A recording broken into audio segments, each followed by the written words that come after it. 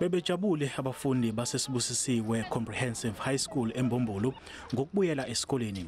Esangweni bebehlanza izandla ngama-sanitizer. Sizozama njengabafundi ukuthi senze kahle. Ngoba ekugcineni ikusasa lethu leli so kuyaphoqa ukuthi sifunde. Ifundo eziningi izidinga ukuthi si-attende njalo ngama-weekend. Manje mesingakwazi ukuthola ithuba lokuthi sifunde sizogcina mhlawumbe sesingaphasi ngalendlela besifuna ukuphasa ngayo ekupheleni konyaka. Iziphathimandla zomnyango wezemfundo esifundazweni zithi zingaphezulu kwekhulu izikole ezingakwazanga ukuvula namhlanje ikakhulukazi ngenxa yokwentuleka kwamanzi.